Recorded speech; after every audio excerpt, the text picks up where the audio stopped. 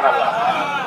সম্মানিত ভাইরা, নিজের মা যাবে কোনো আপত্তি নাই, বাবা যাবে কোনো আপত্তি নাই, ভাই বোন যাবে কোনো আপত্তি নাই, কিন্তু রাসূলুল্লাহ সাল্লাল্লাহু আলাইহি ওয়াসাল্লামের ব্যাপারে যদি কেউ মুখ তুলে তাকায় তাহলে তার দেশকে খণ্ড বিখণ্ড করা হবে।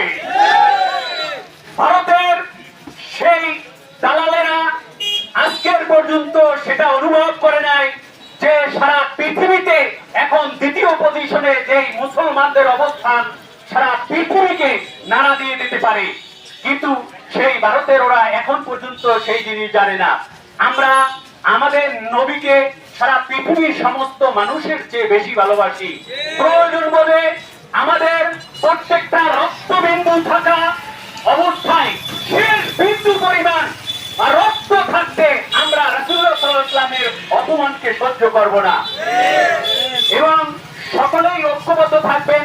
আমরা দল মত জাতি নির্বিশেষে সমস্ত মুসলিম উম্মাহ যেন সারা পৃথিবীতে এক হই এবং এক হইলে ইহুদি খ্রিস্টান এবং ইহুদি খ্রিস্টানদের চরম দালাল ভারতীয় যেই দালালেরা তারা চিরদিনের জন্য মাথা উঁচু করে